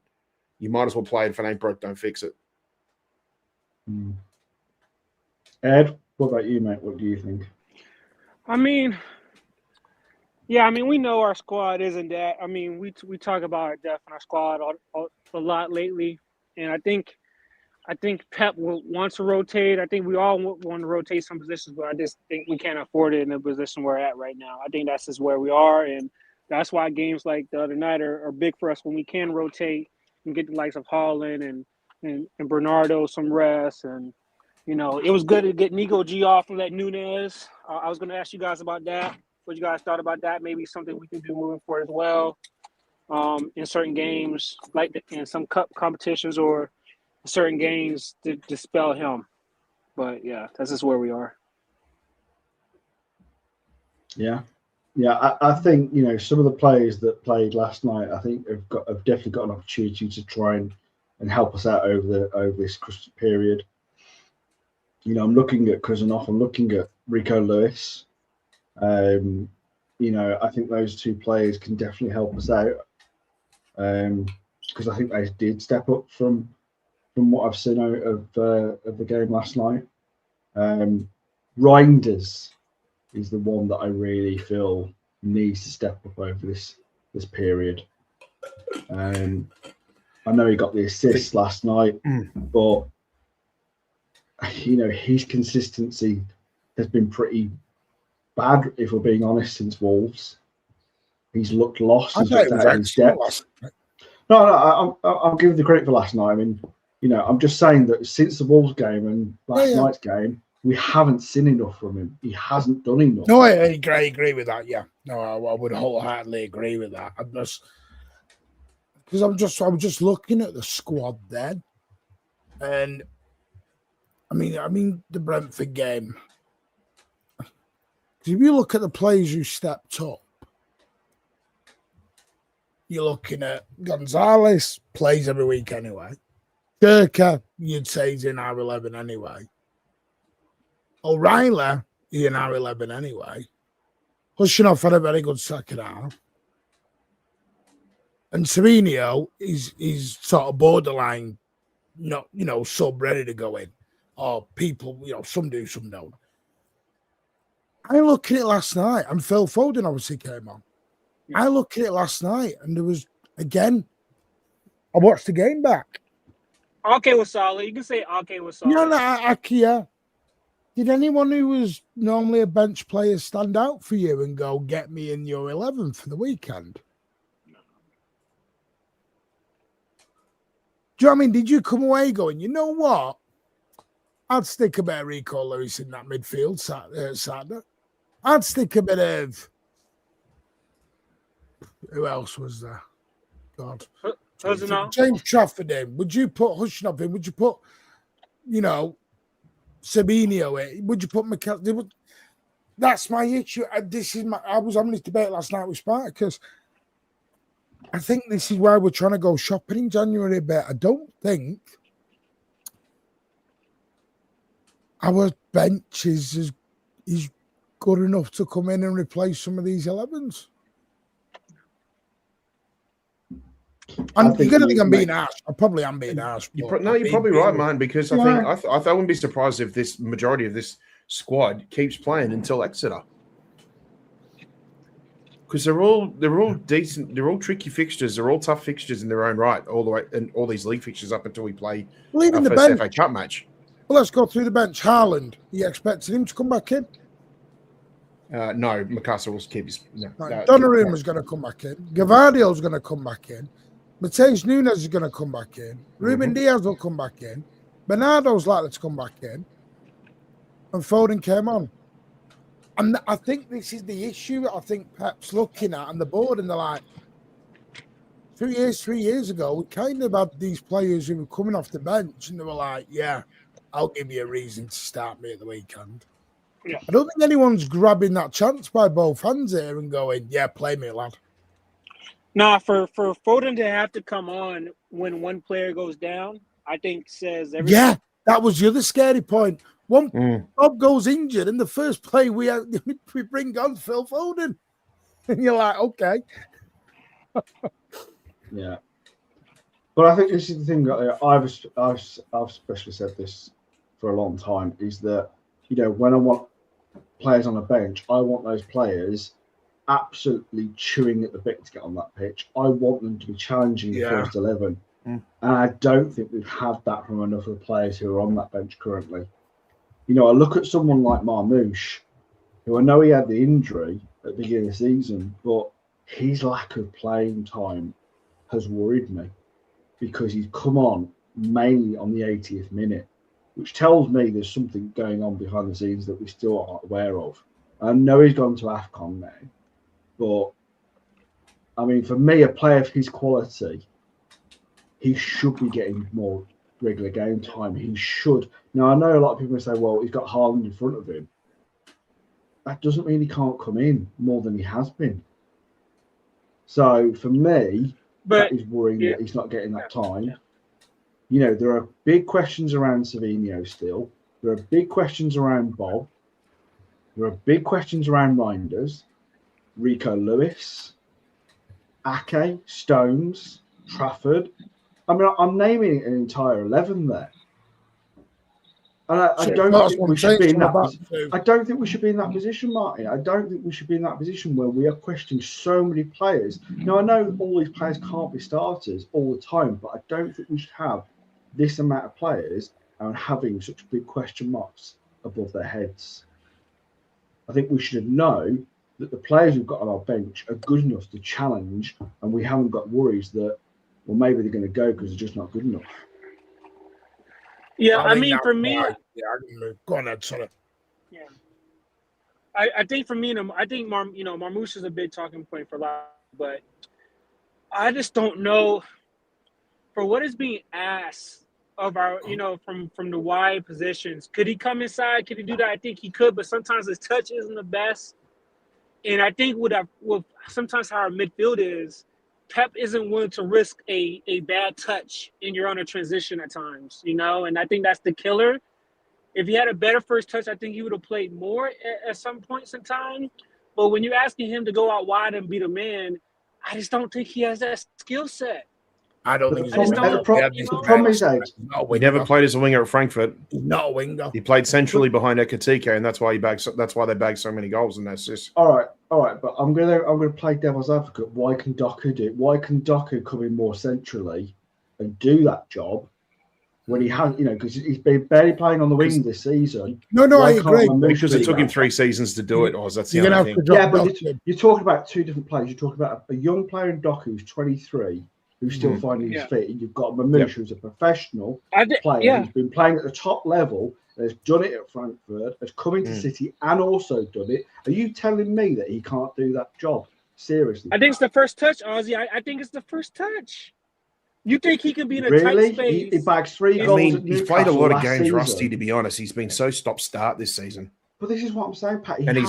He's a victim of other players who are in better form too. So, yeah. Okay, but you telling me that you can't put Doku out on the right and have him on the left? And it doesn't have to be on the touching the touch line. But you're telling me you can't do what Doku's been doing, coming in more centrally. No, he can, but you have to drop Doku. Yeah, and obviously Pep doesn't want to do Doku on the right anyway. It's I know what you mean, because we said for so long how much we wanted Savio on the left. Now we're starting to see it a little bit more, not much, not as much as we'd like. But then when we talk about Doku on the right, then it just doesn't seem to happen. And yet, if you remember, like Doku's first season with us, when he was on the right, he was actually very, very good. So it's a great discussion we have, because just when we think this player should play there, then Pep doesn't do it for months on end, and then he'll do vice versa with another sort of player. So it's funny. It's I funny know how people he are saying Marmoush did it. I know people are saying Marmoush did this last season, but if you guys look at the games he did it in, he had more space than what we're playing in right now, because we're bringing in both wingers. He didn't have a Turkey and a Foden occupying the same position last season. It was just him and Holland. So he had space to run in behind. He had space to get on the ball and drive with it. It's tighter space. We're occupying tighter spaces. Yeah. Now I get what you're saying, because I think if you want Marmoush to move in more centrally in that, then where's he going to fit in if Foden and Turkey are roaming all those spaces as well? So it is a bit of a dilemma, because I know a lot of us are all kicking and screaming to see Marmoush play the Eintracht Frankfurt levels. Yeah, but the problem is it's who he's got in front of him. People are screaming in the comments, just try it. The problem is, and I said, you are in such a tight title race. If it goes wrong and we drop points, you're 5 points behind, the gap's widened. We don't have room for error. And right now, sorry, as the old saying goes, ain't broke, don't fix it. But Martin, just to play devil's advocate, is when you do get an injury like Doku, and I know he's only out for a couple of weeks potentially now, but what if that was a more long-term injury? No, you've got to have players that are going to be able to come in. You've got Marmoush anyway, Ozzy's not here. I know, but this is all hypotheticals, Martin. We're talking about if Doku had a long-term injury and AFCON wasn't going on. Do you know what I mean? Or even if AFCON was going on and Doku had an injury for the next 6 months to a year kind of thing, if he had an Achilles injury. So are you saying play Marmoush instead of Doku then now and again? No, I'm not even saying that. So what who I'm saying is Well, for me, I mean, I don't think we've got a right winger who's nailed down a position at the moment. You know, Cherky's come in and played out on the right. Because you're playing overlapping fullbacks. I know you are. But I'm still saying you've still got to utilise the squad. You've still got to have these players when, if you do get injuries or rotation when it's needed, you still need these players to come in and do a job. Yeah, can we stop, Mike? Can we stop in the chat? They said scared. Stop it. No, it's fine, Mark. It's fine. No, it's fine. But for me, I think that's why. Please, people are allowed their opinions. Don't slag off the panelists because they're showing their face on camera. They're on here. But for me, Ozzy, though, I think that's why we're targeting the winger we're targeting in January. Is to have, because I think that's the guy that you can rotate with Doku, that can play on the right, that can also play inside, and it can also score you goals. So I think that's why we're targeting Semenyo to be on All-State, because I think he ticks all those boxes for us. Oh, I totally agree. Yeah, I'm literally just playing a bit of David. No, I agree. Do you know what I mean? I'm bringing this point across. Thanks for bringing up the topic, Oz. That's good. I'm going to be totally honest, Ozzy, and this is going to sound really harsh. Tough titty to Omar. I mean, we could level the same at James Trafford. Do you know what I mean? Like, well, you could say that about anyone who comes in. So Semenyo comes in. He's not going to play every single game. I'm sorry, this is part of being a big club. If you want to play every single game with respect, and I mean this with the utmost respect, go to Crystal Palace. Go to Fulham. Go and have a whale of a time. You'll play every single game. You won't lift out. Well, you may do. You may win an FA Cup like Palace did. But you want to play every single week. Don't join big clubs. I don't think it's just you could level that at other big clubs. Like, you look at Real Madrid, they pretty much have, when all their players are fit, they have an established 11 that goes out often or not playing that starting 11. You look at the same with Bayern Munich, they're the same. You look at PSG, they're the same. They roughly run out with the same 11, but they can in their leagues because, let's be honest, let's we'll be see honest, how long this goes for. their leagues are able to do that. They're able to play those players more often than not. But in our league, you know, we're not just talking about the Premier League, which is the toughest league in the world, that you need that level of rotation, but you're also talking about them bringing the FA Cup, the EFL, Champions League. You know, you've got all Mamouche should have been here last night, he'd have played. So you are right, he'd have got his EFL chance. Now, again, and this is going to be, I'm going to be really, really thinking, but again, I don't think Doku, Foden, Cherky and all them deserve to be dropped right now. Just to spare old Mamouche's. And this is not, by the way, I'm not trying to be, I would say the same of anyone. And it's like, say, for example, Doku gets injured. He's got an injury now for 3 weeks. And Mamouche was here. And Mamouche came in and was bawling it out for the 3 weeks. Then Doku has to then sit and wait his turn for old man Mamouche to come out of form. Yep. That's my, I'm not doing this in a, oh man, I'm doing this. But my point is, if any player is in form, sorry, we're 6 on the bounce. I'm not dropping. Prime example, Martin, Gabriel Jesus when he came in for Aguero.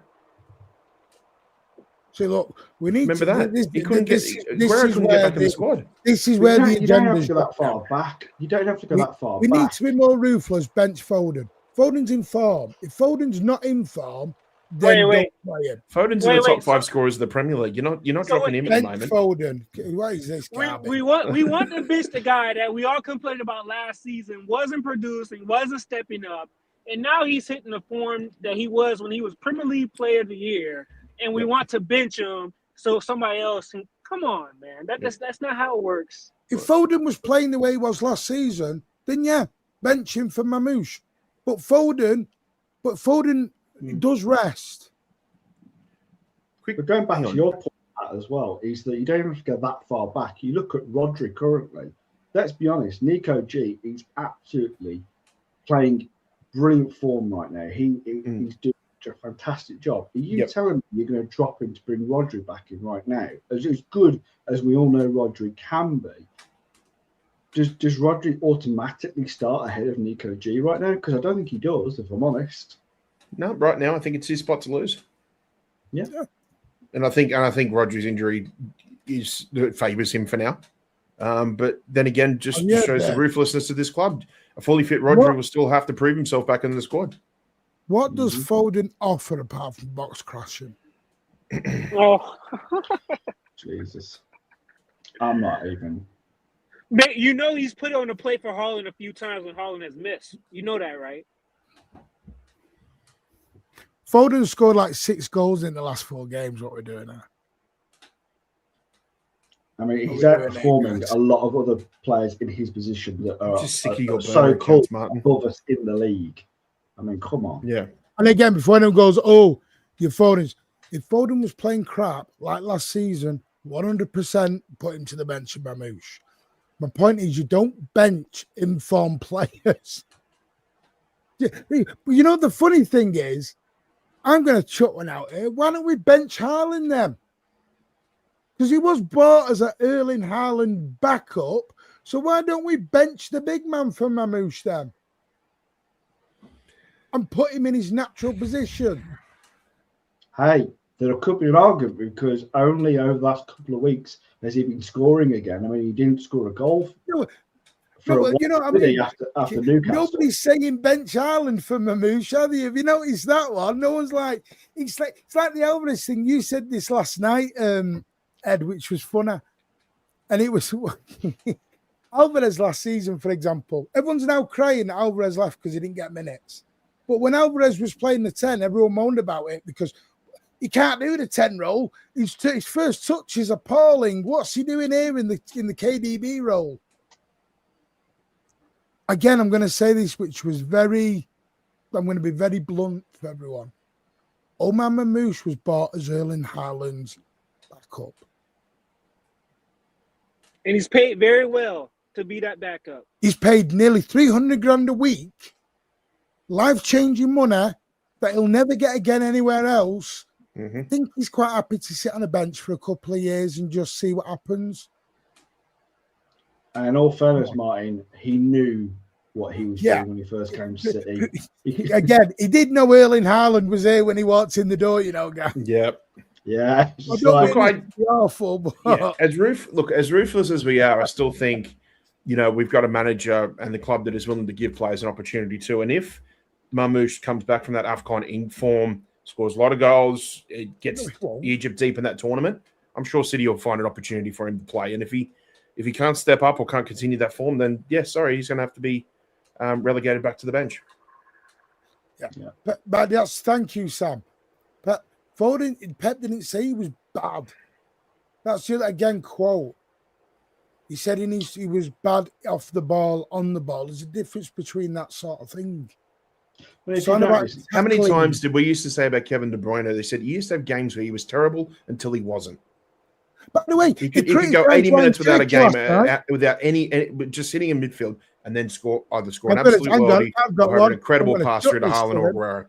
Martin Glazer, big up your name. Glaze me all you want, sunshine. I like it. Not too keen on the old pink hair, but here's a question for you. Well, you need some more. Pep Guardiola slagged off Cherky last night. He said he needs to do more off the ball work, tracking back. So is that Pep saying he had a shit game?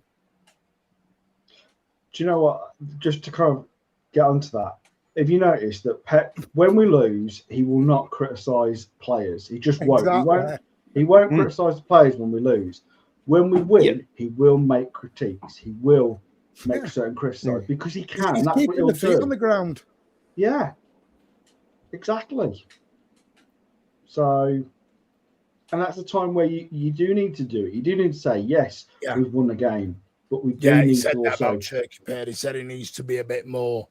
He needs to learn to trap back and help the team out in the defensive factor. And that's another reason why we're looking at Semenyo, because he does that as well. The club has a purpose, is why we're doing this, guys. We're not, That's true. Yeah. No, he was good. But this is what I'm saying is people are. I don't mean it's in a really offensive way, but you can tell the people who read Twitter for their information. Mine. Yeah, always me. Because you know what I mean? Twitter gives you a little snapshot with no context, no question before and no question after. So you don't know the context behind it. It's like when Pep said, "Oh, if I ever scored a 27, I'm quitting," and everyone ran with the Pep's going to leave if we have a big squad, and he come out, he went, "I was joking." It's like managers and players aren't allowed to joke anymore or have a giggle and a laugh. What? Oh my God! Some people need to. I'm sorry. You need to get out and touch a bit of grass, people. Get a girlfriend, get a boyfriend, whatever you want to do. Go bowling, go pictures, whatever. Close work out like Ed. Pardon? To go and work out like Ed.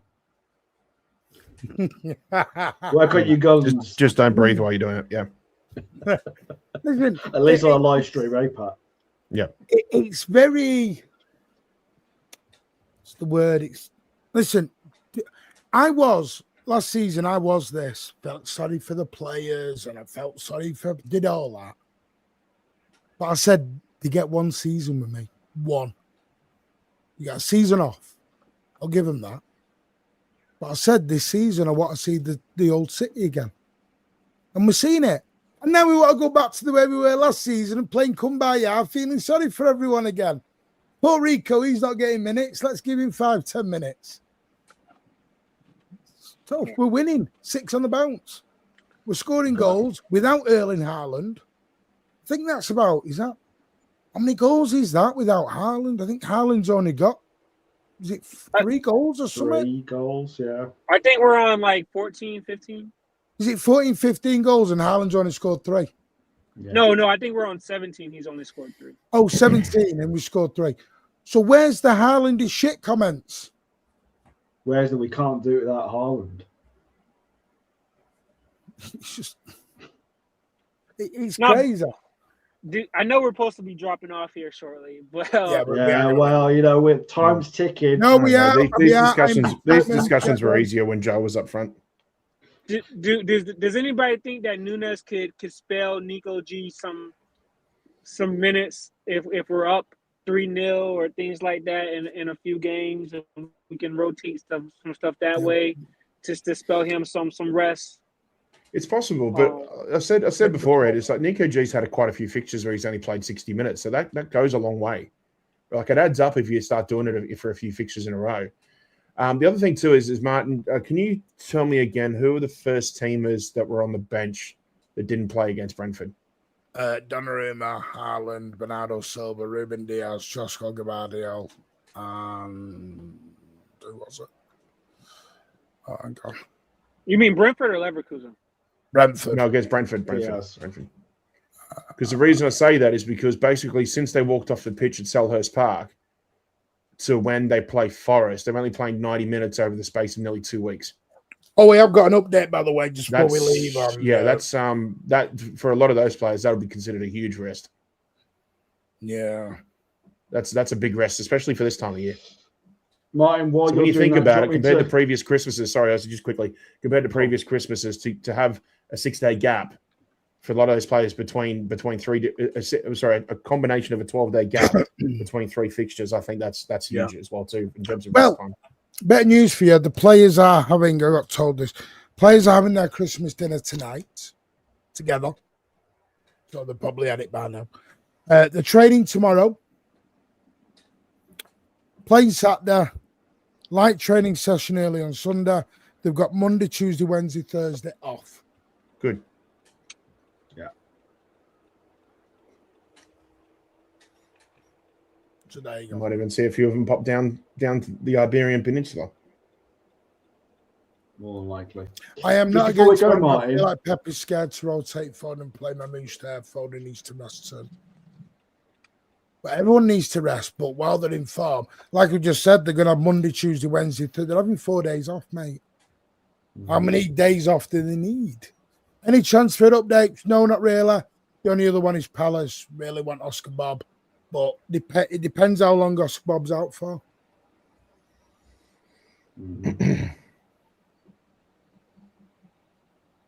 Just before we go, Martin, do we want to do our score predictions for West Ham? Well, I've done mine. I'm waiting for everyone else's because no one's given me theirs. Well, I put mine in the group chat. For sure. Yeah, you put yours in the group chat. I think, Pat, you're the only one who didn't. 4-0 for me. Alan hasn't done his. Right, well, What's Pat gone for? 4-0? Yeah. Ozzy went for 3-0, was it? No, I didn't. 5-0. Jesus, Ozzy.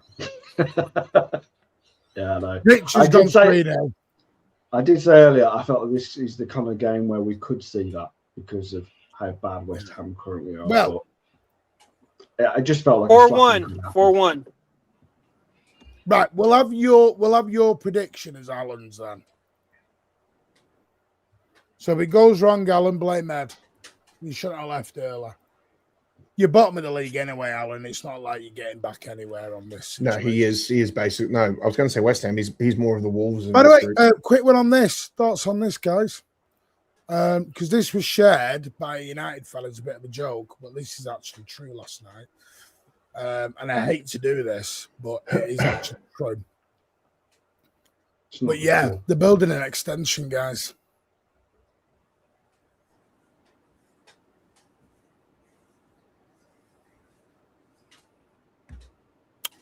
Well, I've said to people before, those Christmas markets in Manchester are some of the best in Europe. So it does worry you. It does worry you. We're building an extension, and that's going on in a quarter final. Yeah, I still think the I also think but more, I think I told you, I think they're doing this extension more for the Euros, more that type of thing, and than really for matches. Hopefully, hosting a Champions League final in the near future. Yeah. But I also think you're talking at cost of living crisis in the UK and not throughout the rest of the world in a lot of respects. But you're also talking this time of year, it's Christmas. No, A lot of I people agree with aren't that. flush, Martin. And if you're in every competition, not everyone in, especially in the local area, can fork out that money right now. No, Ozzy, that I agree with. I just think you're building an extra 6,000 seats, and that stadium is like that all the time. In the minute, it's not full. Well, it wouldn't be United fan without trying to find something, despite the fact that they're. But I am with Ed. I feel like this extension is to get the World Cup finals and Euro final. There's other things behind it, and do you know what it is? I just don't want the club to be laughed at and the fans to get laughed at. I feel like the club is setting us up to be a bit of a laughing stock, and I don't like that. Because we're not. We're some of the most loyal fans going, but again, Mike, this has come down to something that I touched on earlier. Is the club get a lot of things right, but one of the big things that we criticise them is ticket pricing, and I think that's something they really seriously. If they want to fill the stadium, they don't want, as you said, to be the laughing stock of the league. And that's something they need to look at. It's incredibly hard for families to go and watch a game together. When you add up 40 quid a ticket, even at the cheapest, that's still a few good £100, and that's not on top of spending money for food and drink. Not everyone at the moment has got that kind of money to spend, especially this time of year. No, I get that. I'm not having to go. I'm just saying that it's not the fans, it's the club. I just feel you're building an extra 6,000 seats for what? And this is what I'm saying. My criticism is not on the fans; it's on the club. Yeah, mine's on the club, not the fans. I'm not having to go at the fans. I get this is Christ. I know they can't afford it. I get that, but don't build a 6,000. Don't put 6,000 extra seats in. Well, as we said, we all agree it's for other things, other reasons. Yeah, but I was right. We didn't finish on time.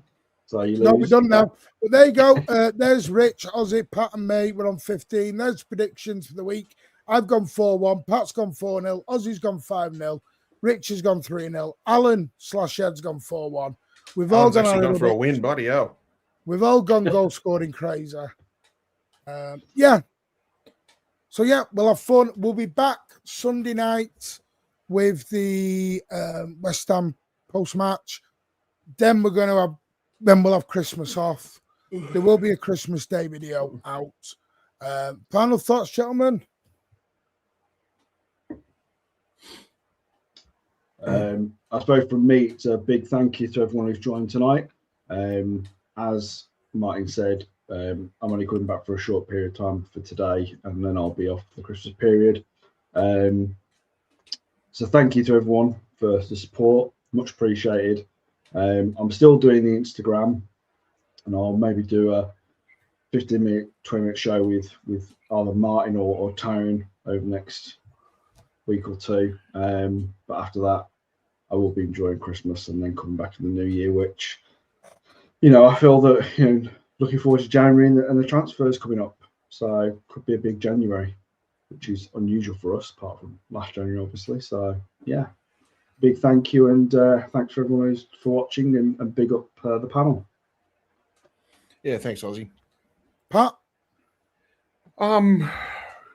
Look, I should be on for a post-match for West Ham, but if we don't see or hear from anybody, just all the best over the festive season, and look forward to a busy and hectic December, January list of fixtures. I think we'll probably turn in Blues Down Under for the week next week, but we'll see what happens anyway. But just looking forward to the weekend, looking forward to everything ahead, and happy days. Ed, thank you. Yeah, man, big up the chat, like on the way out, big up the panel.